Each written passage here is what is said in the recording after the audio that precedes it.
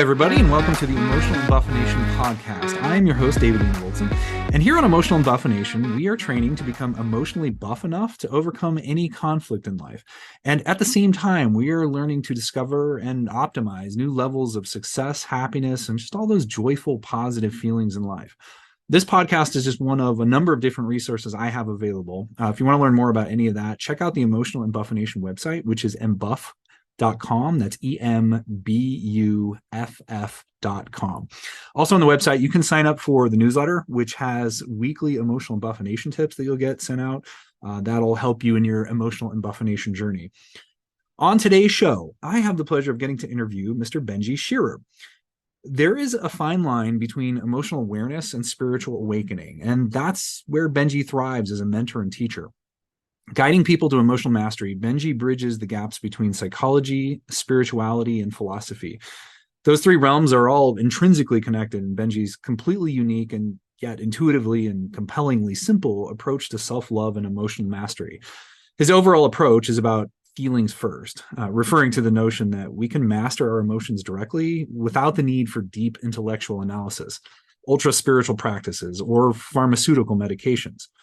He teaches people how to connect directly with the emotions and sensations of their body without fear, guilt, or shame, and to allow these feelings to run through them so that they can be truly released. It's about building emotional muscle, not seeking rational answers. As he says, emotional healing is not an intellectual activity.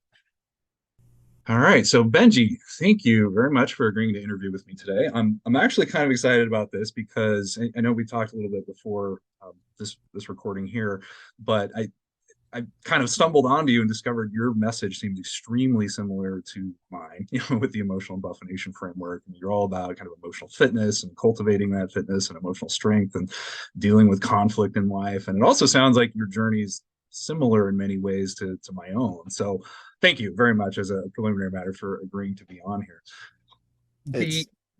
Sorry, go ahead. No, just gonna say it's genuinely a pleasure. And yeah, we are so on the same page. I still want I want to snag the logo that you've used for this podcast and use it for all of my ads. It's exactly what I have in mind when I talk about emotional fitness. So yeah. I love that. Well, let's kind of start with some foundational stuff. So you call yourself an emotional fitness trainer, is that correct?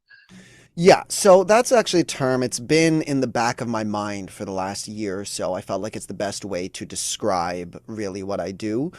But it's only recently that I started leaning into it. I thought for a while that maybe it sounds a little too out of left field or a little too unique, but eventually I started realizing, look, that's what I do. The whole point of the way that I help people is I want to bypass the intellect.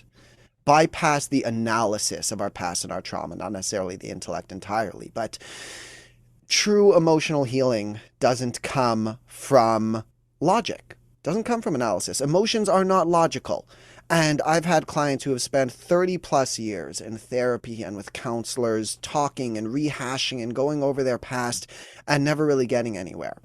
Now, I do believe that therapy is helpful in many ways and for a lot of people, but I think that it has its limits in that perspective.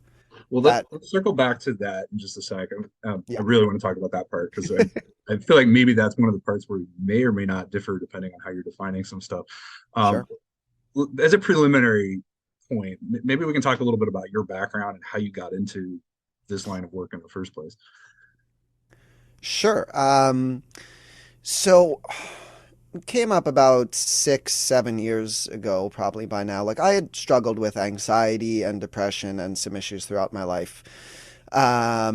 Really trying hard to kind of find my place and understand myself in the world, life, the universe, and everything. That's why I studied philosophy and world religions and a lot of things.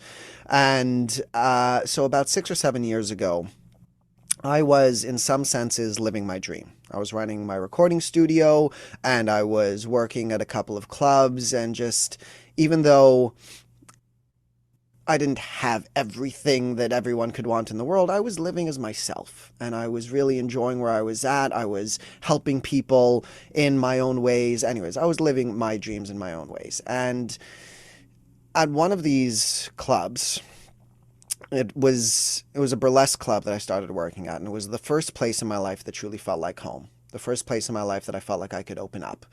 And long story short, the first year there was amazing, and then things started turning very sour. I didn't realize how kind of emotionally abusive the environment was, and they started kind of all turning against me, and simultaneously fell in love with a self-described sociopath there who was also an alcoholic and suicidal.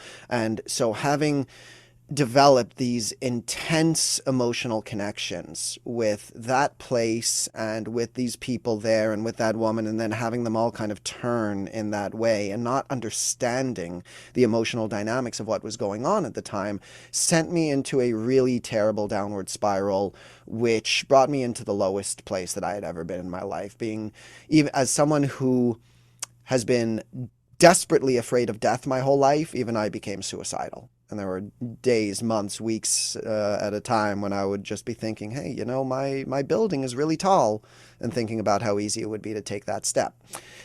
And the more that I reached out for help, whether it was through therapists or counselors or family or friends or whoever, the more that they would try and, explain things to me or try and analyze things or try and help me in that traditional way. And having already understood these things about myself, all of these attempts just made me hate myself and the world even more. Because when someone is trying to explain something to you as if understanding this is supposed to make you feel better, and when you do understand it and it doesn't make you feel better, it just makes you hate, like, clearly I'm the problem, right?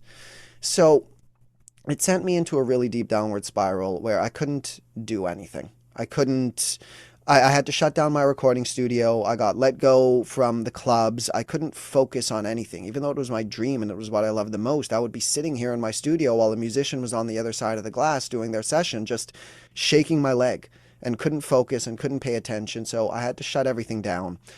And I spent the next year and a half to 2 years just trying to find myself again, just trying to heal. And at the same time started going through a spiritual awakening of sorts, which, that's a whole other topic that we could dive, like that. We could talk for hours about that. Sure. To the extent to which it was real versus to what extent it was just my own mind trying to, find some salvation again. I do believe that there are elements to which it was real and other elements to which, I kind of lost myself. Anyways, I spent a year and a half to 2 years going through my own healing journey and starting to do what I called playing chicken with the universe. What I mean by that is I started getting these strong intuitions to do certain things, certain, healing retreats or healing modalities, or to start investing in myself and in this idea of doing coaching and whatever. And I just had this strong intuition. And I was at a point in my life where I had nothing left to lose. So I was just kind of going towards what felt right, even though it seemed weird in a lot of kind of logical senses. And the more that I started going in that direction, and the more that I started expressing myself and sharing myself, the more clear that it became that I really did have something to offer. Something real that people needed. And as weird as it is that, like, admittedly, my academic background is not in emotional health. It's not in psychiatry. It's in philosophy and religion. So that was a huge obstacle that I had to overcome for myself and for the people that, needed to hear my message.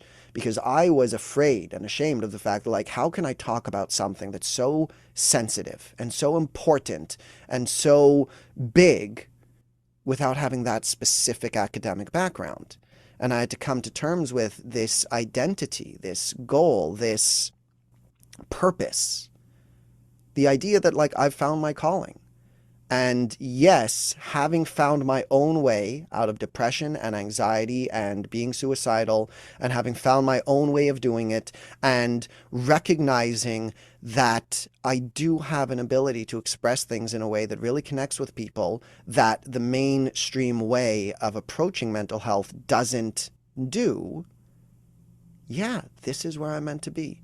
And so after the first couple of years of doing that inner healing, spent the last 5 or 6 years by now talking on this subject and building up my skills and building up my courses and my books and creating all sorts of methods and tools and skills and building the confidence to stand up in public and say, yes, this is who I am.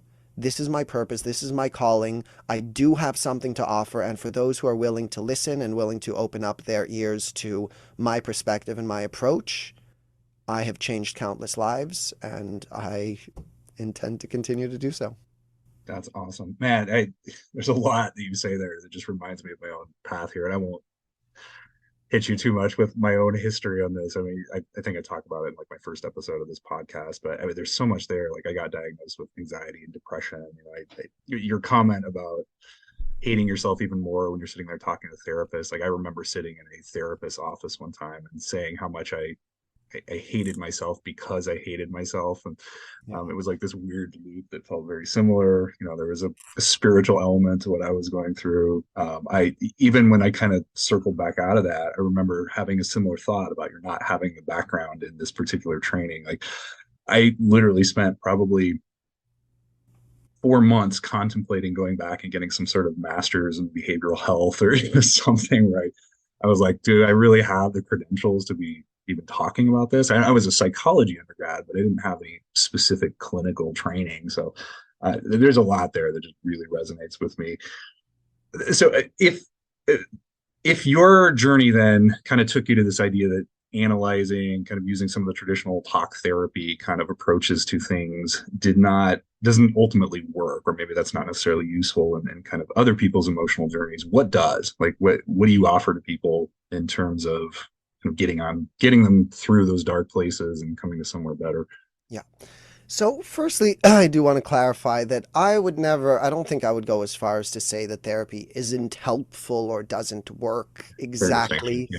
Like I said, I would say that there are limitations to how far it can get us.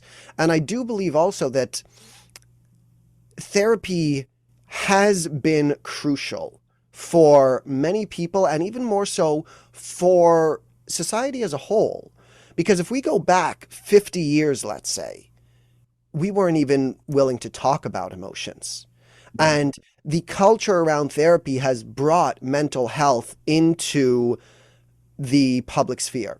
We have progressed immensely because over the last 50 years, more and more people have been doing therapy.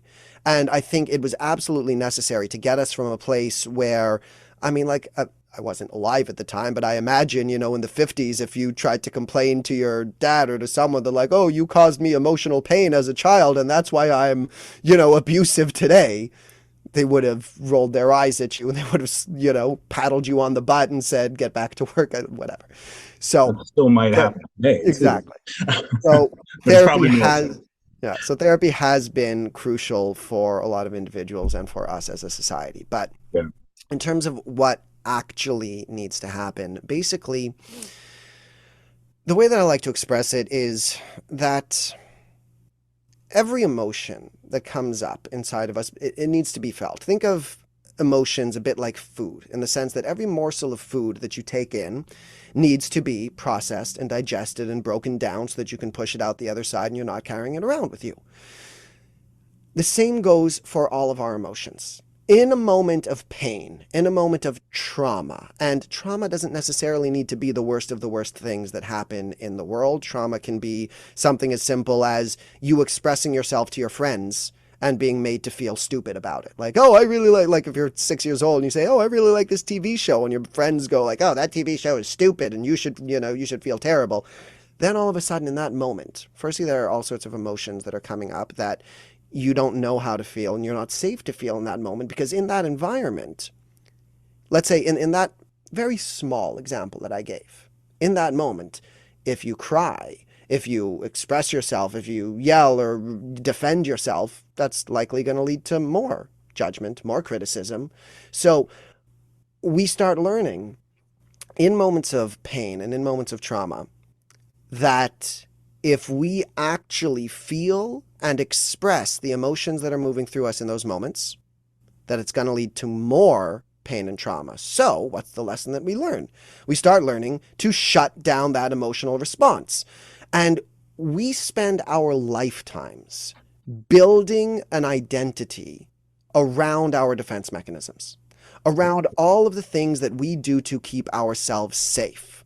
So it's sort of like, okay, these emotions, crying, shaking, those aren't the emotions, but the emotions that come up need to be processed and expressed in a particular way. It could be crying, shaking, screaming, laughing, whatever you might have. And those processes are natural bodily processes that need to happen to keep your body operating properly and to keep your mind, to keep your subconscious operating properly. The same way that when you start overheating, your body starts sweating. That's your body's natural way of releasing certain toxins and keeping your body operating at a certain temperature. So over the years, when we start building up these defense mechanisms and building up our personalities and identities around them, it's basically like we're training ourselves not to sweat.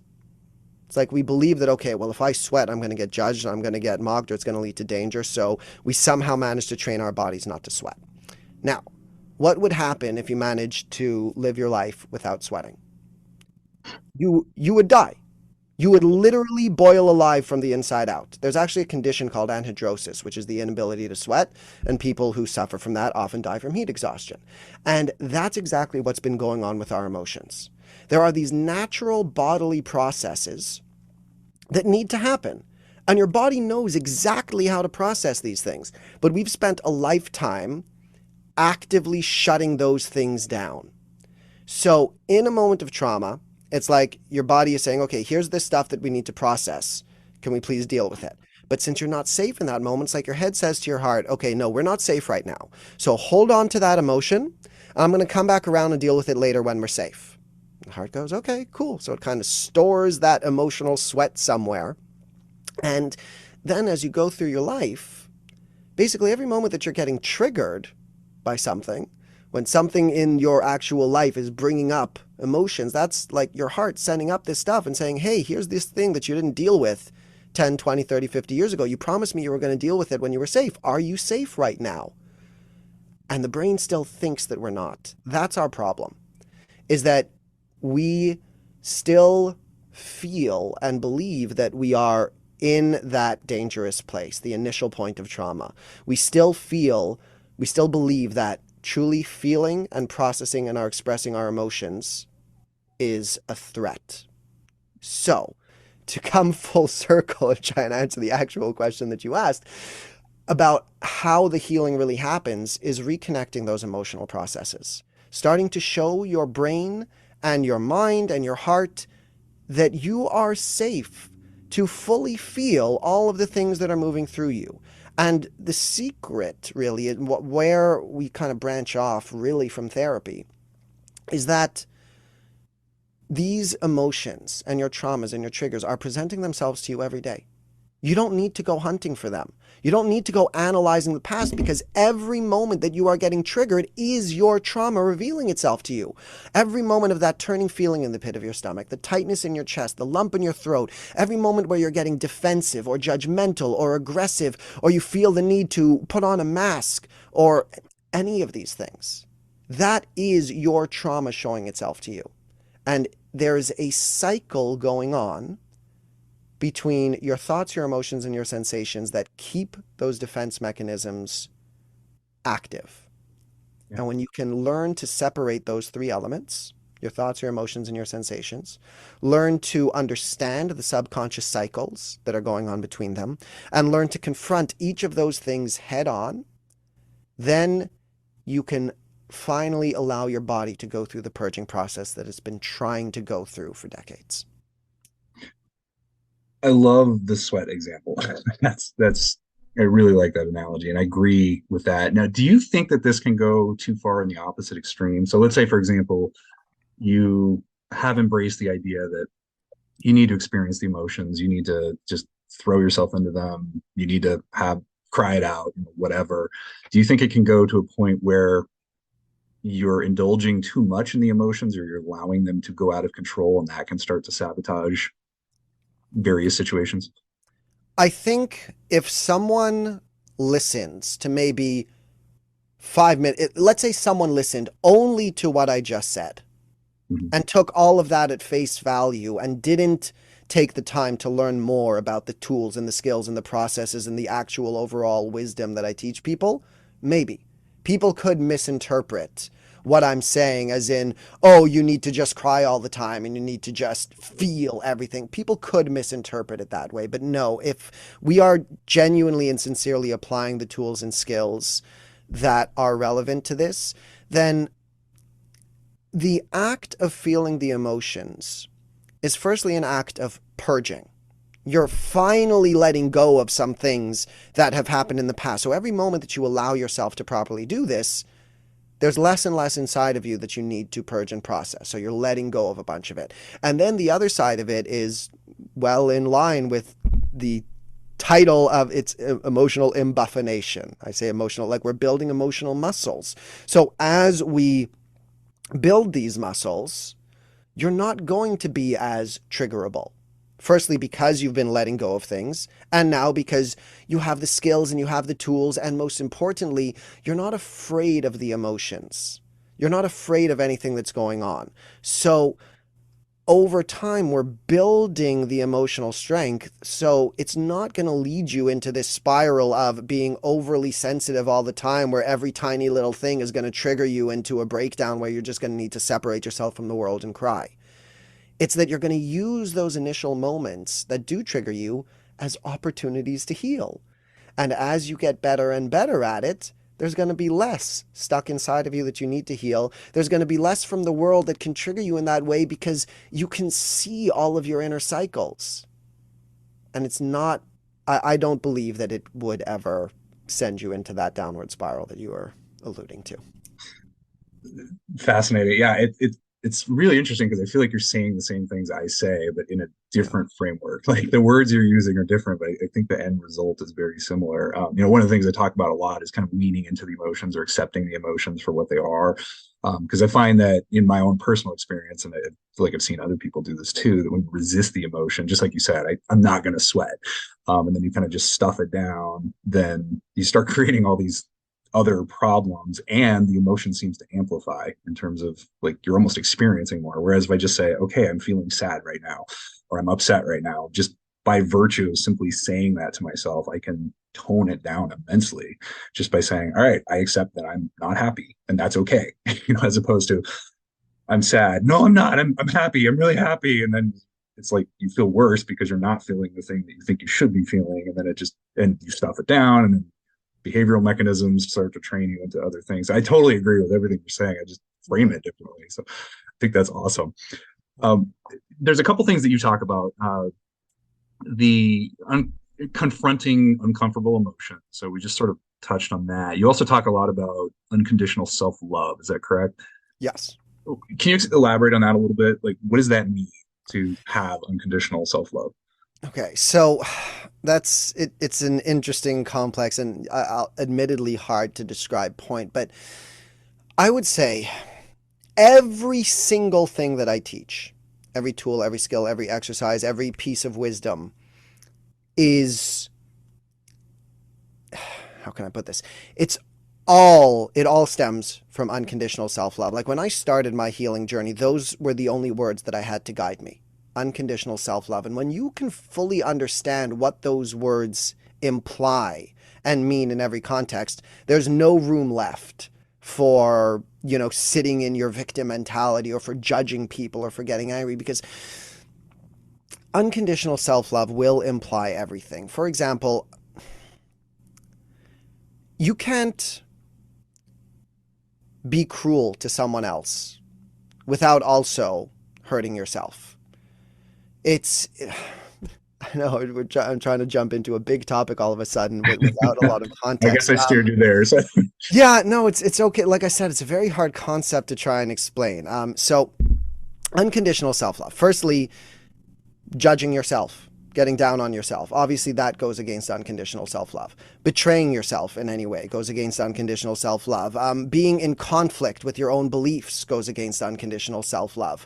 But then, as I was saying, even being cruel to someone else goes against unconditional self-love, because there's always this back and forth. We are naturally empathic creatures. Think about it, basic physics. For every action, there is an equal and opposite reaction. You can't punch someone in the face without also hurting your hand.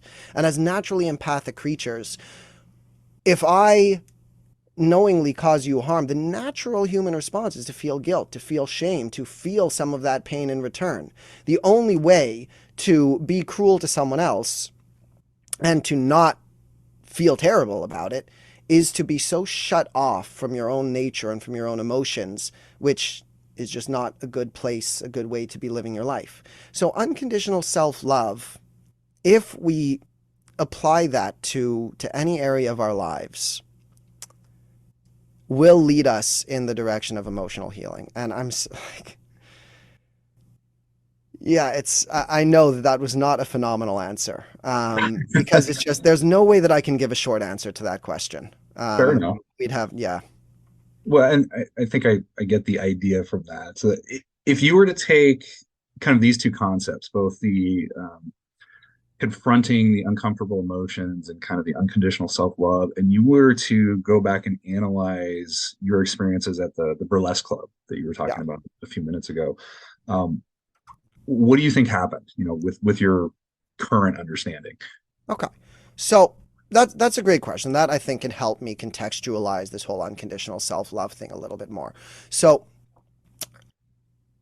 one I started working at the burlesque club just as a sound engineer, but very quickly, like, I came to love the place, and I actually started performing there as a burlesque artist. I called myself Man Halen, and I was doing it as a way to, because I was also, I was in the music scene. I wanted to sing and do other things, so I was doing it as a way to grow my confidence and to learn how to express myself and to be the biggest version of myself. And being in the music industry came after a few years of being in law school, where I hated I hated life. I hated everything. I thought life was never going to be good again. So as I, created my recording studio and found myself towards the burlesque world and started working in that field and started performing there, I was discovering and experiencing and expressing myself more and more and more, the true version of myself. And I thought, and learning how to express yourself is a huge part of unconditional self-love, not hiding anything, not wearing a mask to appease others. Now, I presumed that everyone else there was doing the same thing that I was doing. That the ways in which they were performing and getting on stage and, being that version of themselves, I presumed that that was them expressing their greatest selves the same way that I was, and that they were, growing as people the same way that I was. And with no judgment or offense to anyone there, when things started turning sour and I started recognizing that, they were actually doing the opposite, a lot of them. They were running from who they were. That's why, the burlesque world, it's a lot of glitz and glamour and smoke and mirrors and makeup and pseudonyms and sex and drugs and alcohol. And I was like at a point in my life where I was finally like, I'm free to explore all parts of myself. Whereas a lot of them were running from their own pain and were covering up their true identity with all of those things. And that's why at the beginning, it was going very well, because they saw how much I loved their scene and I fit in really well. But as things started progressing, and it came, subconsciously to all of us, I don't think that anyone was doing this intentionally, but as it came subconsciously to light that I kind of genuinely loved myself and was expressing that, not that I had a lot of healing left to do, but that's the direction that I was moving in. I was doing this because I was learning to love myself, and they were doing it because they were running from themselves. It created this this tension between all of us. There's an expression in the spiritual community that, like, your light will trigger other people's demons, and that's kind of what was going on. So as I learned to express myself more and more and more, and as I became more comfortable being the truest version of myself and shining a genuine light of genuine happiness, again, shrouded in a lot of my own stuff that I still had left to heal, but that's the direction that I was moving in, the energy that I was putting off. And it shined a light on the fact to many of them that they weren't doing the same. And they didn't like it. And so they started pushing me away. And so here's where the unconditional self-love kind of thing comes in. And what went wrong there is that when they started pushing me away, I didn't recognize it. I didn't understand what was going on. And I, not that anyone, let's leave all blame and judgment out of it for now. So it's not that anyone was doing anything wrong, but they were responding to their emotional demons and triggers. And when they started pushing me away, I started responding to mine also, because I just started hating myself more and more and more. Like I desperately would seek out their approval.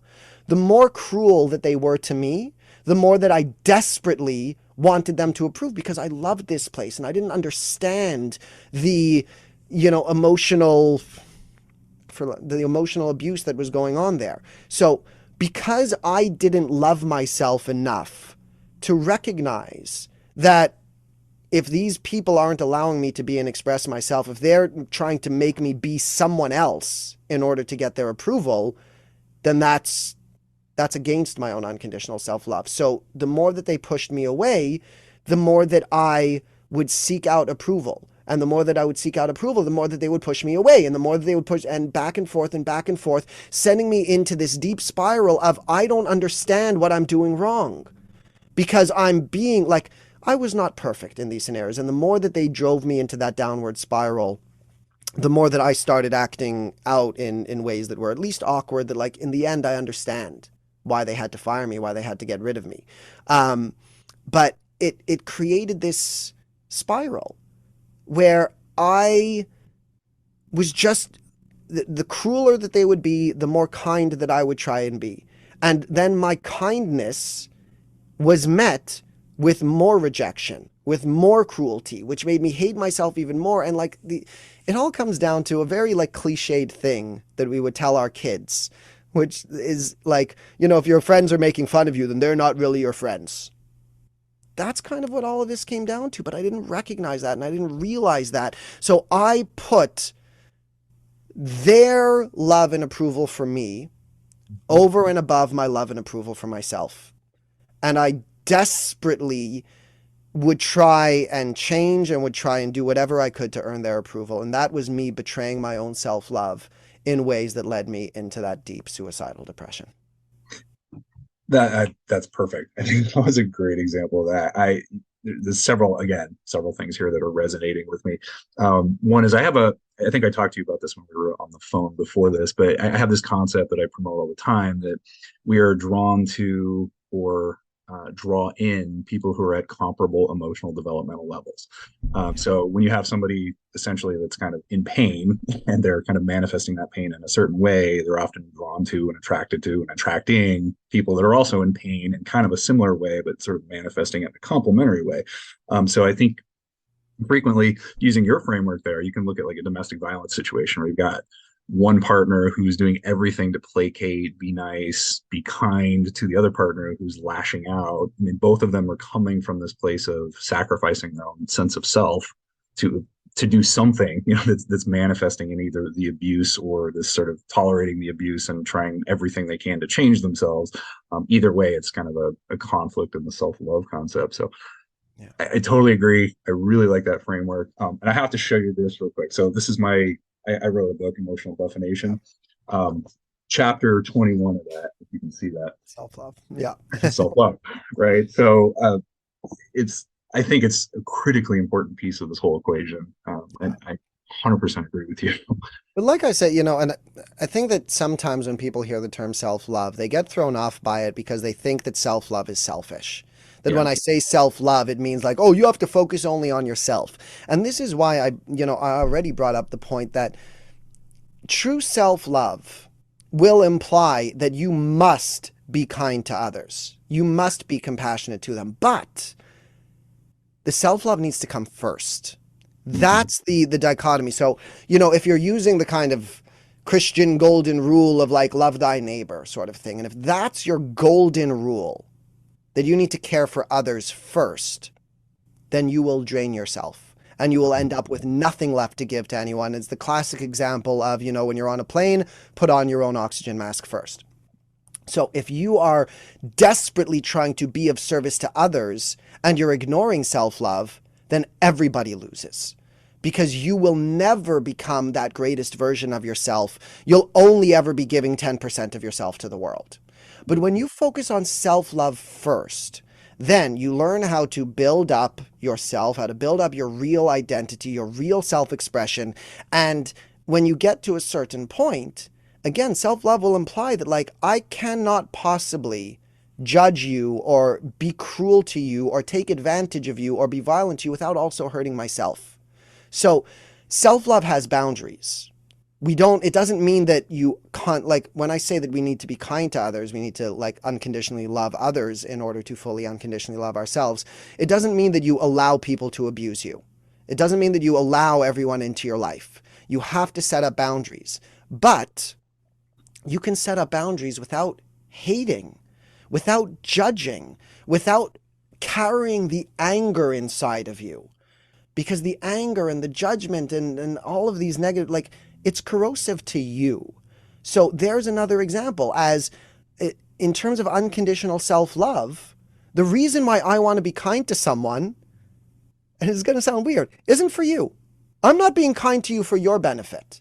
I'm being kind to you for my benefit. It's sort of a, like, I like to use the, more extreme example. It's like, screw you, I'm going to be nice to you anyway. Like, even if you're being cruel to me. Now, I can set up those boundaries and say, like, I can walk away from you and say that you're not allowed to be in my life anymore while also not holding a grudge against you. That's unconditional self-love. But like I said, when we prioritize love for others first, it leads to that problem. So unconditional self-love is not selfish. It means that you are going to create the greatest version of yourself so that you can give of yourself to the world in all of the ways that are most meaningful to you. And when and where someone is not willing to accept that greatest version of you, instead of changing yourself to fit into who they want you to be, you'll wish them well and you'll walk away until you find the places and the people who truly appreciate you for being the real you. And that's unconditional self-love. Man, yeah. Again, totally agree. So in that, I just mentioned I have the self-love chapter in my emotional buffination book. A subsection of that chapter, I talk about what I've described as false confidence, which is because one of the things I'm trying to explore in that, I think, is exactly what you just touched on. Is this, where's the line between where it becomes kind of this arrogant, almost narcissistic behavior pattern versus I'm just confident and actually, like, have some appreciation, love for self. And then because I think there's this tendency from the outside to see somebody and say, oh, they look really confident, they have self-love, but it's this sort of selfish kind of, I'm taking everything. And so where's the line between that? That's one of the things I explore. I think you just hit that nail on the head perfectly. So I think you're spot on, man. I totally agree with your analysis there. Let maybe shift gears here a little bit. Now, you mentioned earlier, you kind of touched on this idea of spirituality playing a role in kind of your journey here. And it sounds like you kind of backed off from that a little bit, or at least you're not necessarily offering that. Can you explain what, I guess as a preliminary matter, what's the role that spirituality had in your shift from that dark place with the anxiety and the depression and kind of placating others and sacrificing your own needs? What role did spirituality have in your transition to where you are now? So the spiritual awakening was a huge element of how I got to where I am. And it came through the lens of, I mean, there was a bunch of things going on, but the main element of it was through this concept of twin flames. Have you ever heard of that? I have, yeah. But Okay. in case someone hasn't, can you No, no, explain briefly what it is? of course, I was going to explain. I was just asking you personally first. So, Gotcha. twin flames is in a similar vein as soulmates, but not quite the same. It's this much more intense experience. And there are a lot of interpretations around it. And here's where, why I followed it for a while and backed off on the other, because, like, I fell in love with this woman, as I mentioned. And, like, we had been hooking up for about 3 months before we even stopped to have a conversation of, like, well, what is this? Are we a thing? Are we This not? was a woman at that burlesque At club. the burlesque club, yeah. And so after about 3 months, we both had that conversation and we both agreed, like, I was too focused on my direction and my career and the life that I was building. And she straight up told me, like, she's not emotionally capable of having a relationship. So we both agreed, like, we're not anything. And then I'll skip through some stories, but, basically she was having a moment, let's say. And I sensed that she was in trouble and in danger, and I went to take care of her for a few days. And during that time, I kind of like, I fell for her. In whatever ways, you know, when you take care of someone, it just, I don't know, brings something out. Um, and that's when emotions got real. And she basically ghosted me, which was super uncomfortable because we worked together. But she wouldn't even explain to me why we couldn't hang out. And so it took me a while to feel like, she mentioned that she's not emotionally capable of having relationships. So as soon as the emotions got real, she had to run. And from that point, that's when I started, like, for 3 to 6 months, at least, that's right at the beginning, I could not stop thinking about her. Like crazy, like not a minute of my day could go by. That's why I couldn't focus on anything. That's why I had to shut down my recording studio, because I just could not. She was just on my mind every minute of every day. Like I said, not to mention that we were working together in this highly sexualized environment where now she wasn't being open and honest with me, and she had never told anyone really about the relationship between us. So all of a sudden there's this woman that like I'm madly in love with that I didn't even realize at the time that I have to pretend like I don't care. And that led to, like, she didn't encourage any rumors or spreading lies around me, but as things started getting more awkward, you know, rumors spread. And she didn't get in the way of that. She didn't fuel it, you know, anyways. So point being, over time, I started falling, like, I could not stop thinking. It took me about 3 to 6 months of that going on before I even recognized that, like, I guess I love this woman. I guess that's what's going on here. And I couldn't make sense of it because it was beyond anything that I ever experienced. And so one day, scrolling down Facebook, and at this point, my spiritual awakening has already started in certain ways. Like I'm starting to connect with things. I had been doing mushrooms from time to time to try and help with my healing. And I was also connecting with spirituality in that way. So I was scrolling down Facebook one day and saw a suggestion for a group on the side panel. It said, Unconditional Self-Love Twin Flame Community. And as soon as I saw the words twin flames, it's like something snapped in my brain. It's like I had never heard those words before in my life, but it's like I instantly understood what was going on. And like I interpreted, okay, that's what this is. It's a twin flame. And so I started looking more and more into it. And I'll give you the two sides of things. There's the intense spiritual, like, viewpoint of what twin flames are, which is what I fell into at the time, which is that your twin flame is the other half of your soul.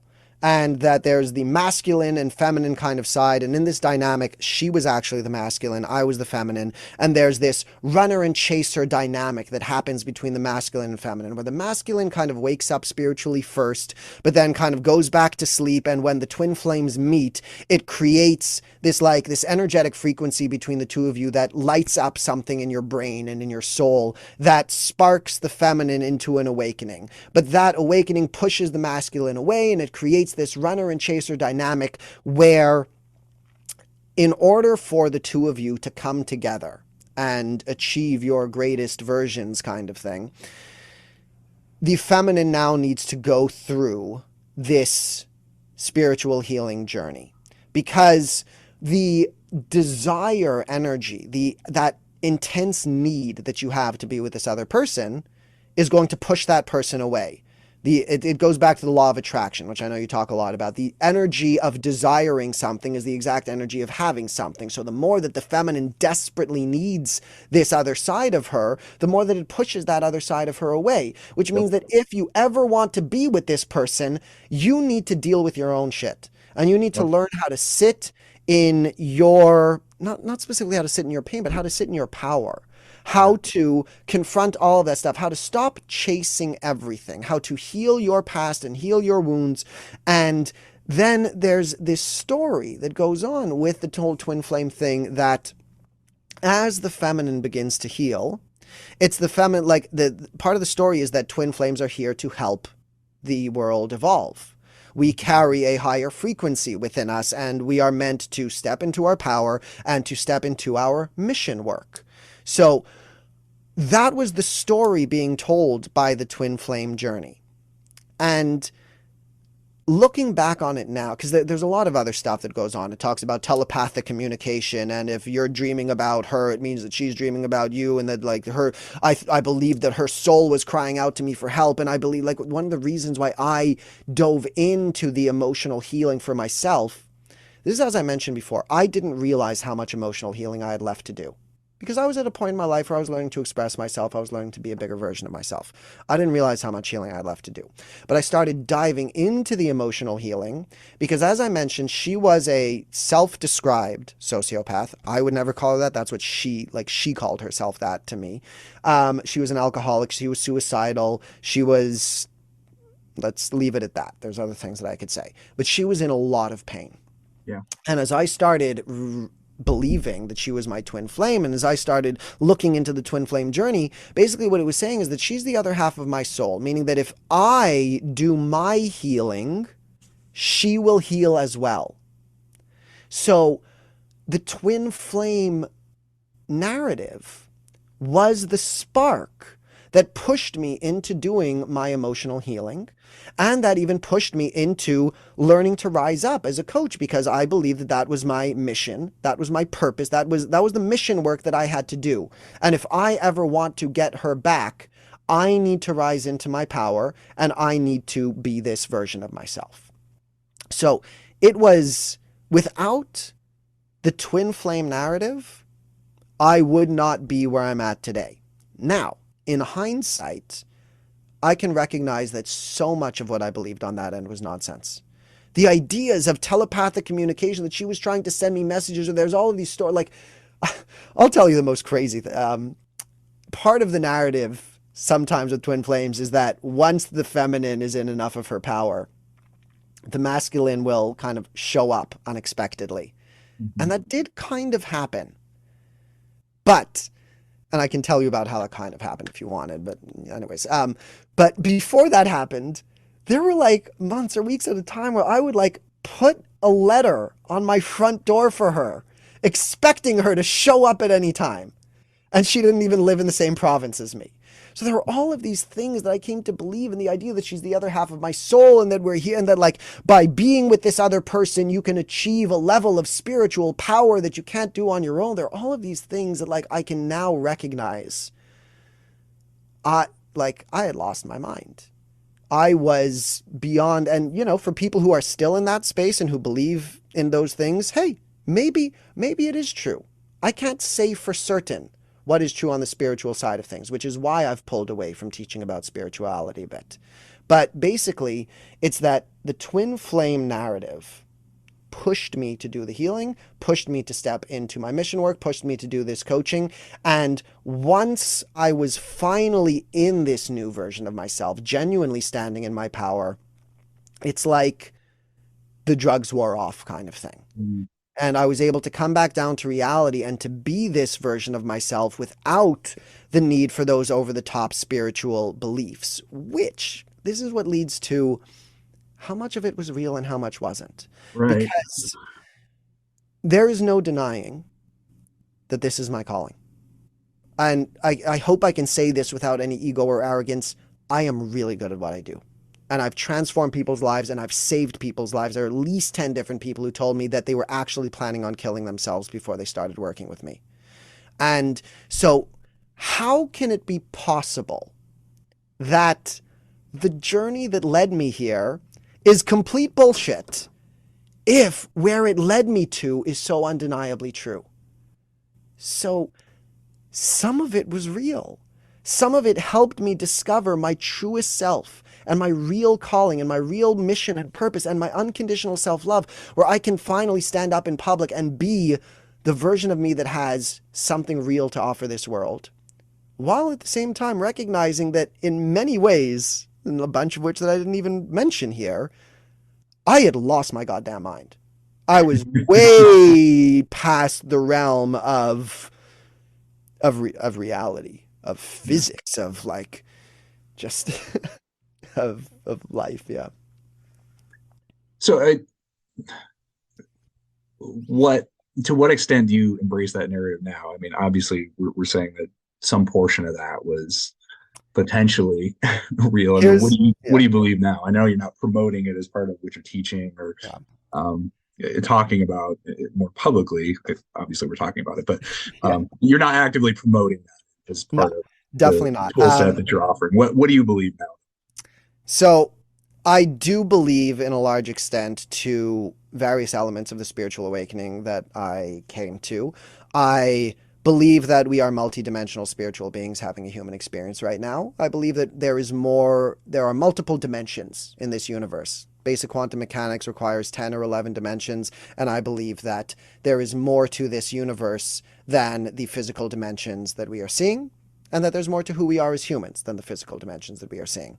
Now, as far as the twin flame narrative, what I believe is the universe is not above lying to you to get you to where you need to be.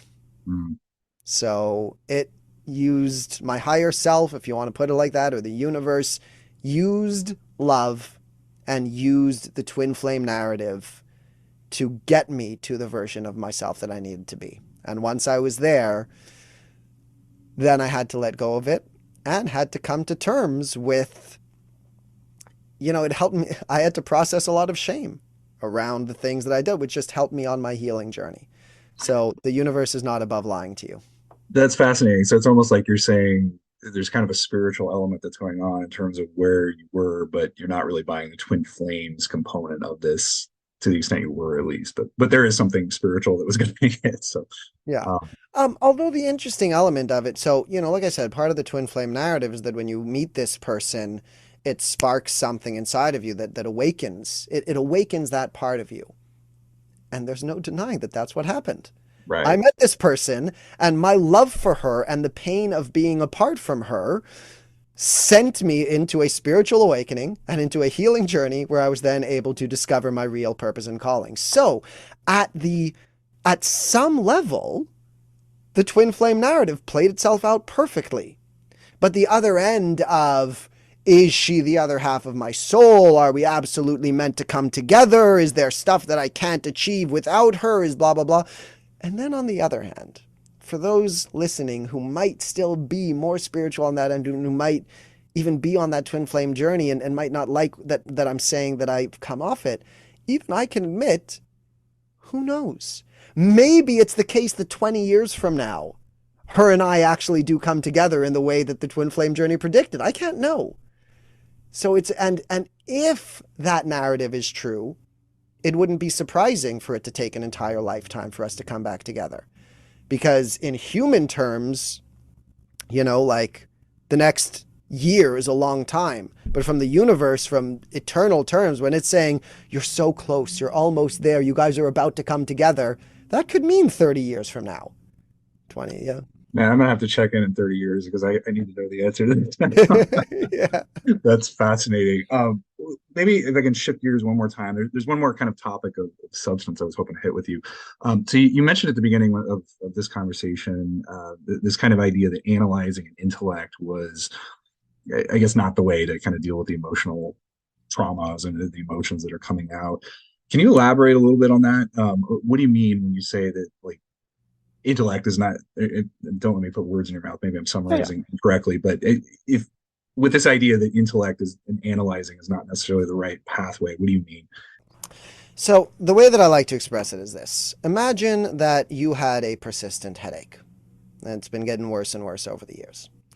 And you show up to the doctor. You sit down and explain to the doctor, well, I have this headache and it started over here, and you've been explaining how it is, and you explain all the ways it's getting in the way of your life. And the doctor sits down and explains to you, okay, here's why you're having the headache.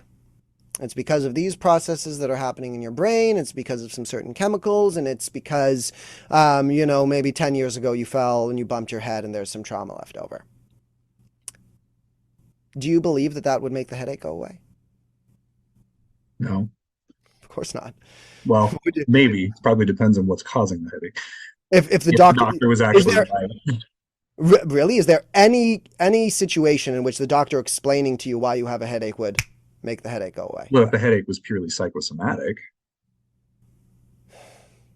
and he said my explanation to you is going to make it go away and you believe that potentially, I'm defining a very narrow circumstance. And in a general sense, yeah. Look, okay, you are free to hold that. I don't believe, like, even in a psychosomatic thing, like, I think there would need to be deeper healing to go on there, of why that's happening. But like, basically, I don't believe that understanding the headache would ever make it go away. And the same goes for the emotional pain. The understanding is nice and it's helpful in the sense that, like, we can learn to hate ourselves a little bit less when we understand that, like, oh, right, these reactions that I'm having are actually the result of trauma. But the real healing is in the fact that, as we were talking about before, these emotions get stored up inside of you. There are all of these processes that need to happen that never got happened. There's a famous book of The Body Keeps the Score.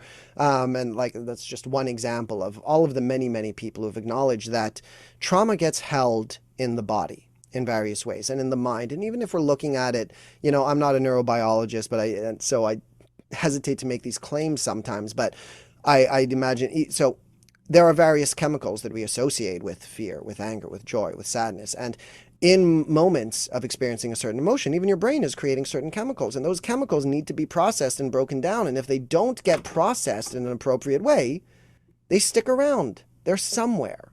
And this is where the actual feeling of these things come into play.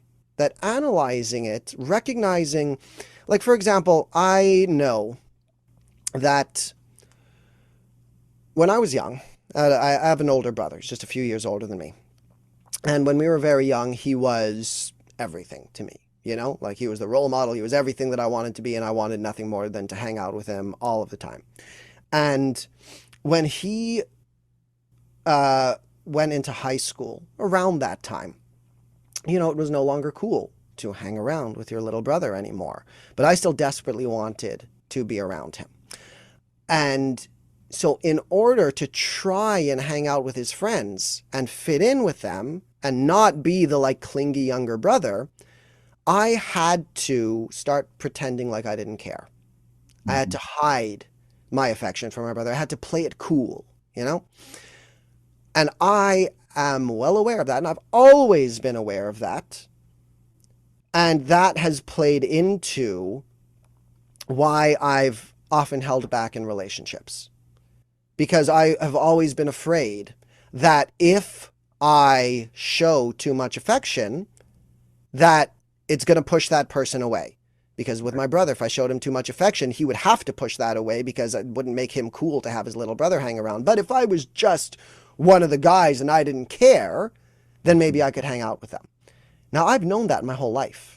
There was never a point at which, when I was 10, when I was 15, when I was 20, when I was doing this throughout my life, there was never a point at which I wasn't aware that that's what happened with me and my brother, and where I wasn't aware of how that was impacting me. But being aware of it didn't help at all. The issue is that when you are in a circumstance where you're doing that, or where you want to truly express yourself to someone and you feel unable to, there's discomfort somewhere in your body. There's discomfort somewhere in your mind. You feel an actual sense of pain, tightness in your chest, lump in your throat, turning feeling in the pit of your stomach, shooting pains in your abdomen, like it's shaking, twitching in your eyes. People experience these in various ways. In the moment, that's the real problem. And the issue is that we keep on running from that discomfort. So knowing about the logic of where this came from didn't change anything, and it was never going to change anything. The only way that I could change anything was learning how to confront that discomfort head on. That to recognize that turning feeling in the pit of my stomach, that some part of me is interpreting as a sign of danger, is actually my body's way of trying to process something. And the reason why it persists is because when it comes up, I keep on pushing it away. And I do everything that I can to not feel it and to not express it. And so every time it comes up, I still keep on thinking that it's a threat. So when I'm in a situation and I want to express myself to someone and that turning feeling comes up, I go, oh shit, I shouldn't express myself because that thing is a sign to me that I'm in danger the same way that I was before. But no, that's actually that part of me saying, hi, here's this pain that you didn't deal with once 30 years ago. And it's never just once, but whatever. Here's this pain that you didn't deal with 30 years ago. And if you finally allow me to process this, then you will be able to enter this new situation without that defense mechanism. Okay, so then I want to verify that I'm hearing you correctly. So it's not necessarily that analyzing and kind of taking an intellectual approach is necessarily wrong. It's that doing only that and kind of stopping at that point and assuming that's going to fix the problem by itself is the problem. So in essence, like you have to both understand it and take some sort of specific actions to either embrace the emotions, dive into them, do something to deal with what's going on and to improve yourself. Is that accurate?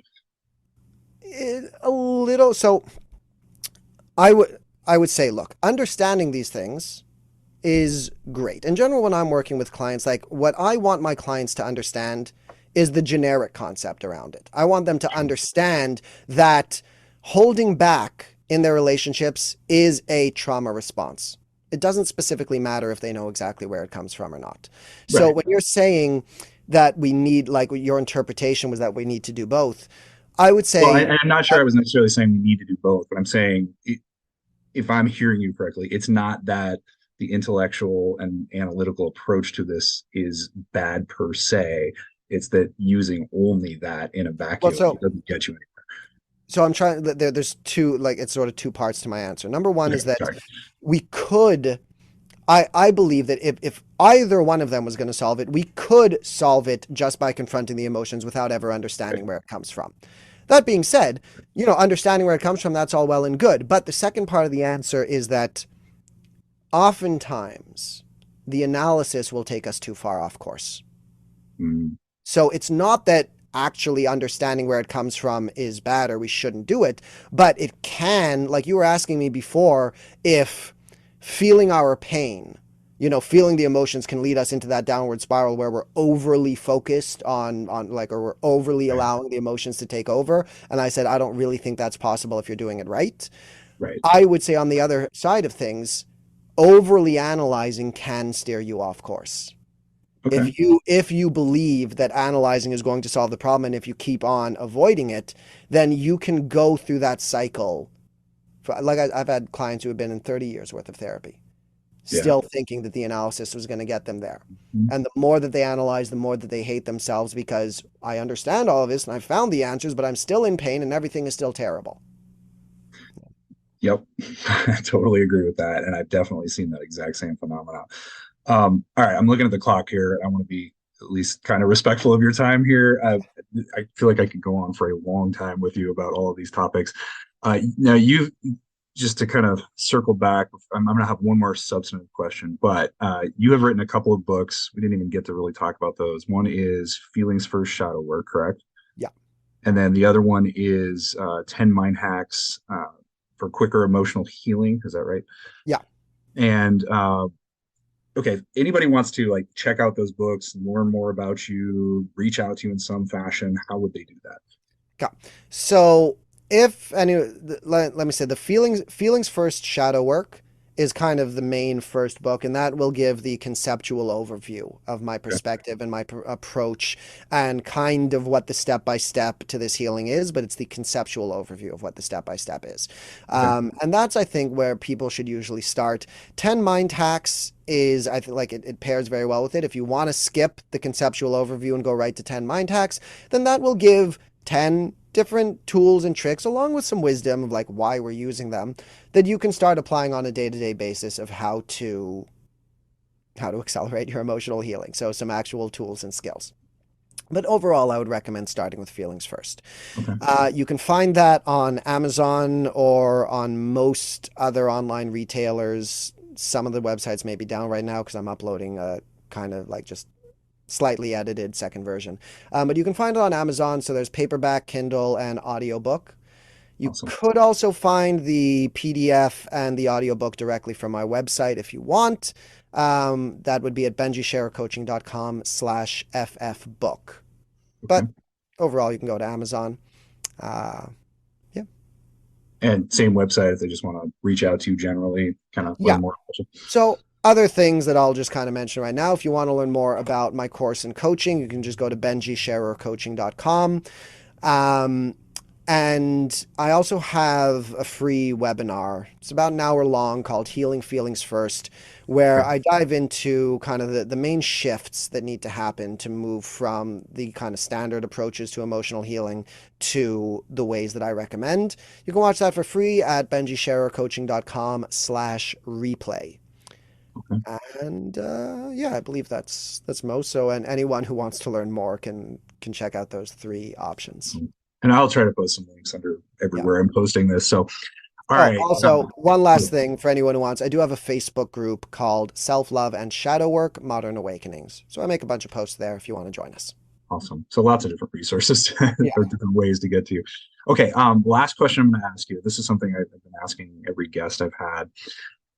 If you could offer just one piece of advice to people about emotional health or strength and maximizing that, what would that one piece of advice be? Really wish you had told me in advance, like I could have prepared a better. Okay, so off the top Yeah, of but my it's so much head, more fun if I just sandbag yeah. it. Well, one of the reasons why it's hard to come up with an answer is also because we've already talked about so much, and I Right. don't want to just straight up repeat something that I already said. But let me dive just there. Okay. I'll give one something that I alluded to or spoke of really quickly, and I'll just give a little bit more. There are three main elements of your experience of reality. There's your thoughts, your emotions, and your sensations. And those are three separate things. The problem is that they constantly manipulate each other. So when something triggers us from the outside and it creates that turning feeling in the pit of our stomach, okay, well, that turning feeling in the pit of our stomach creates fear because we don't know how to deal with it and we perceive it as a threat. And that fear moves us into our intellect and into our analysis. And we start trying to analyze and we start trying to logic away the problem. And all of those thoughts send this message to your subconscious mind that you're in danger, which creates more of that turning feeling in the pit of your stomach, which creates more of that emotion, which creates more of those thoughts, and around and around and around and around we go. So, if I could give one tip to everyone, it's to start paying attention to the distinction between those things and to how they manipulate each other. Pay attention to how you think differently when you happen to be in a good mood versus when you happen to be in a bad mood. And recognize that sometimes you'll go to bed feeling great and everything is okay. And you'll wake up and you're feeling a bit of anxiety and you'll try and analyze it. And you'll think much more negatively than you did, but nothing has changed from the moment that you went to bed to the moment that you woke up. So start paying attention to the ways that your emotions manipulate your thoughts, or the sensations manipulate your thoughts, or your thoughts manipulate your emotions. When you can see the patterns between them, you will start making real progress. Awesome. I love it. Sir, it's been an absolute pleasure. I really like what you have to say. There's so much here that resonates with me. I like talking to you. I feel like we could go on and on for quite a while. So I very much appreciate you being on today. Thank you very much. But I guess we can wrap it up there. I'll post some links to everything, but thank you for being on, and I guess I'll have a great rest of your day. Same to you. Thank you for having me. It's a real pleasure, David. Honestly, I think we could talk for hours and hours and hours. So really glad you reached out. Thanks for having me. Absolutely. All right, so that brings us to a wrap for today's show. I hope that you found this useful. I hope that you've enjoyed this. I know that I have. And I hope that there's something here that you can at least take some little nugget away from, that this is going to help you on your emotional embuffination journey, and it's going to make your life better. Don't forget to sign up for the newsletter on the Embuffination website, embuff.com. Also, remember, you got to keep working on this stuff. We don't go to the gym one time, do a couple reps, and say you're buff forever. You keep going, and you keep doing it, and you keep making it a part of your routine all the time. At the end of the day, we want you to be emotionally strong enough to go from saying things like, the struggle is real, to saying, what struggle? Thank you all for listening. Have a great week. I will see you in the next show.